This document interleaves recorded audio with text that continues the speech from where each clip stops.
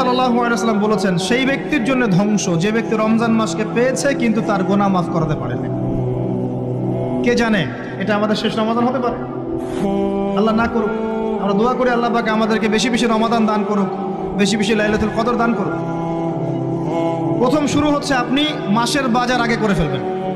আমি একটু প্র্যাকটিক্যাল কথা বলবো আর কি। আপনি রমাদান মাসের বাজার এই শাবান মাসে করে ফেলার চেষ্টা করেন, পারলে ঈদের শপিংটাও করে ফেলার চেষ্টা করেন। রমজান মাসে বেশি বাইরে যাবেন এবং টাকা পয়সা নিয়ে গিয়ে যে স্ত্রী সন্তানের হাতে দিয়ে দিবেন না, যাও বাইরে গিয়ে মার্কেটিং করে আসো, এই ভুলটা করতে যান। নিজে পরিবেশ নষ্ট করবে, রোজার যে আধ্যাত্মিকত্ব নষ্ট হবে, আরো হাজারটা যুবকের চোখের জানা করা প্রয়োজন নাই। আপনি পরিবারের কর্তা, লিস্ট করে ফেলেন, আপনাকে আল্লাহ পাক যতটুকু সামর্থ্য দিয়েছেন মূল জিনিসগুলো কিনে রেখে দেন, আর বাকি টুকটাক বাজার আপনি করবেন। আর যখন বাজারে যাবেন